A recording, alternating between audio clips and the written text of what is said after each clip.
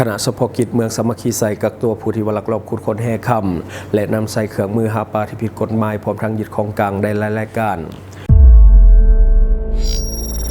Time to shareสวัสดีท่านผู้ชมกลับมาพบกับรายการทำทูแสสำหรับหัวข้อข่าวที่เราอยากจะนำเสนอในวันนี้ก็คือเกี่ยวข้องกับคณะเฉพาะกิจเมืองสามัคคีไซกักตัวผู้ที่ลักลอบขุดค้นแห่ค่ำและนำใส่เครื่องมือหาปลาที่ผิดกฎหมายพร้อมทั้งยึดของกลางได้หลายรายการในของข่าวได้มาจากแฟนเพจคณะเฉพาะกิจเมืองสามัคคีไซอิงตามการรายงานเมื่อวันที่30มีนาคม2026ของคณะเฉพาะกิจเมืองสามัคคีไซแขวงอัตตปือให้ฮู้ว่าผ่านการจัดตั้งปฏิบัติตัวจริงของคณะวิชาการเฉพาะกิจภาคสนามซึ่งได้เริ่มจัดตั้งปฏิบัติตั้งแต่วันที่16กุมภาพันธ์วันที่24กุมภาพันธ์2026สามารถทับมั่งเป้าหมายและก็ยึดเครื่องของกลางได้คือผ้าพรมปูหอนคำจำนวน8พื้นและก็เฮ็ดบทบันทึกศึกษาอบรมประชาชนบ้านทาลานเมืองไสเสถาแขวงอัตตปือที่ลักลอบหอนคำตามลำนำเซกองแบบเครื่องประเพณีเครื่องทันสมัยได้จำนวน6ครอบครัวได้กักตัวผู้กระทำผิดกฎหมายที่ลักลอบนำใส่เครื่องมือหาปลาในรูปแบบดับศูนย์โดยเฉพาะแมนมอสอดและก็มอดูดจำนวน7คนเป็นประชาชนบ้านห่มจำนวน2คนประชาชนบ้านทาหิน1คนบ้านศิวิไล2คนบ้านเวิร์นแคน2คนและสามารถยึดอุปกรณ์เครื่องมือได้ทั้งหมดเป็น4เครื่องในนั้นมอสอด2เครื่องมอดูด2เครื่องมอดูดปลาทั่วไปขนาดกลาง1เครื่องระยะความแห้งก็คือประมาณ3เมตรและก็ขนาดใหญ่1เครื่องดูดปลานังระยะประมาณ15-15เมตรและยึดหม้อไฟได้ทั้งหมดเป็น5หน่วยขนาดใหญ่ก็คือ4หน่วยและก็ขนาดกลาง1หน่วยเป็นแบบสนิทแห้ง 5KKK พร้อมด้วยอุปกรณ์สายไฟฟ้าสายสลิงน้อยจำนวน1และก็จักรกะโน3เครื่องยี่ห้อ Honda 5.5 แห่งเรือ3ลำนอกจากนี้ยังมีโคมไฟและก็ปืนแก๊ป1กระบอกสำหรับผู้ที่กระทำผิดในการนำใส่เครื่องมือหาปลาที่ผิดกฎหมายทางคณะเฉพาะกิจของเมืองได้มีการแก้ไขทางแพ่งก็คือการแก้ไขทางด้านบริหารรัฐโดยมีการปรับใหม่ตามระเบียบกฎหมายตามความเหมาะสมกับสภาพตัวจริงของการกระทำผิดนอกจากนั้นยังได้เหตุบทบันทึกศึกษาอบรมพร้อมทั้งได้มีมาตรการบังคับในต่อหน้าโดยให้ผู้ที่ว่ามีการกระทำผิดได้มีการปฏิญาณตนส่วนประเภทของกลางประเภทเหือและก็จักรกะโนแม้นได้ให้ผู้เกี่ยวไทยเอาคืนไปตามความเหมาะสมสำหรับหม้อไฟและก็เครื่องสอดเครื่องดูดแม้นทางคณะเฉพาะกิจได้ยึดเอาไว้เป็นของกลางเพื่อทำลายทิ่มตามระเบียบกฎหมายของสปป.ลาวอันนี้ก็คือเรื่องของการกระทำผิดกฎหมายในเรื่องของการลักลอบหอนค่ำในเรื่องของการหาปลาแบบดับศูนย์โดยการใช้เครื่องมือที่เป็นหม้อสอดไฟฟ้าอันนี้ก็คือเป็นตัวอย่างที่บ่ดีเราต้องได้มีการปรับปรุงแก้ไขและต่อมาเฮาต่ออีกหนึ่งข่าวก็คือชาวไทยรับจ้างคนยาเสพติดให้กับชาวสปป.ลาวก็คือยาบ้าจำนวน2,200,000 เม็ดและก็พยายามที่จะหลบหนีแต่ว่าไปบ่รอดสุดท้ายถูกจับกุมและก็สารภาพว่าเหตุมาแล้ว3ครั้งในของข่าวเขาได้มาจากแฟนเพจ CS7SD News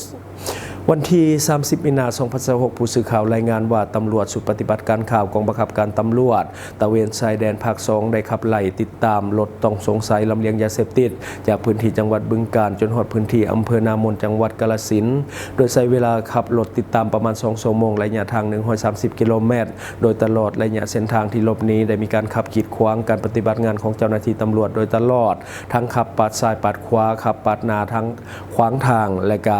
บางจังหวัดตั้งใจที่จะเบียดรถเจ้าหน้าที่ตำรวจให้เกิดอุบัติเหตุเพื่อหวังจะหลบหนีการจับกุมให้ได้แต่ว่าสุดท้ายรถไปต่อบ่ไหวย้อนว่ารถยางแตกจากการถูกยิงยางเพื่อสกัดจึงเลี้ยวเข้าโรงพักจนถูกเจ้าหน้าที่จับกุมได้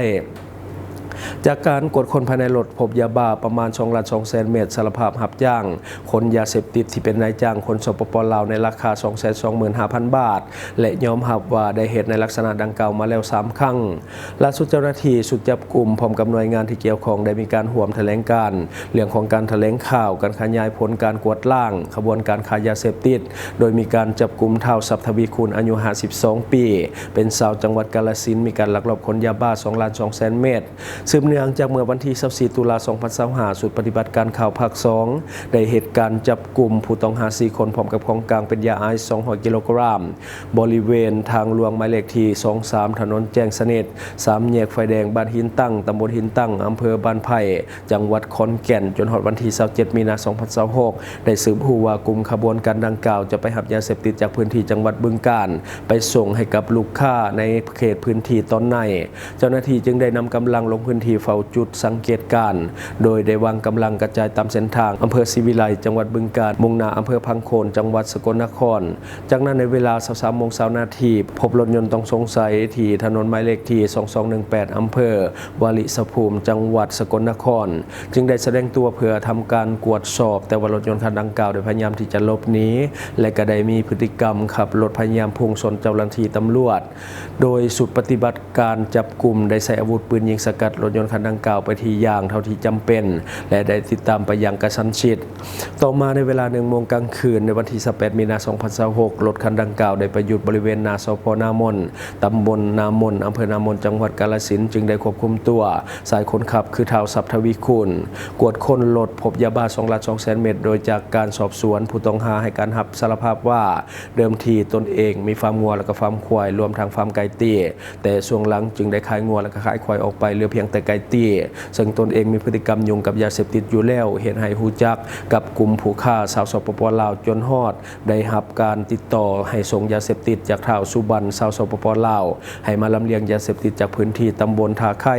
อำเภอเมืองบึงกาฬไปส่งให้กับลูกค้าในพื้นที่ต้นในเมื่อเดินทางมาฮอดอำเภอยางตลาดจังหวัดกาฬสินธุ์จะได้รับค่าจ้าง 225,000 บาทซึ่งยอมรับว่าได้เฮ็ดมาแล้วในลักษณะดังกล่าวก็คือ3ครั้งโดยตนเองจะหาซื้อรถหลุดจำนำใส่เป็นพาหนะในการลำเลียงยาเสพติดแต่ละครั้งแต่ว่าครั้งนี้มาถูกจับได้เสียก่อนอันนี้ก็คือในของข่าวเนาะทั้งหมดก็คือสิ่งที่เราเก็บมาเล่าสู่ฟังว่าท่านจะได้รับสาระดีๆสำหรับท่านที่เบิ่งรายการเฮาอยู่คิดเห็นจะได้กับสิ่งที่ว่านำเสนอไปก็อย่าลืมฝากไว้ภายใต้คอมเมนต์ของเฮาและข้าพเจ้าจะเข้าไปอ่านด้วยตนเองขอขอบใจสนใจโฆษณาประชาสัมพันธ์ธุรกิจและผลิตภัณฑ์ของท่านผ่านรายการของเฮาสนใจติดต่อตามข้อมูลที่ขึ้นหน้าจอในปัจจุบันได้เลย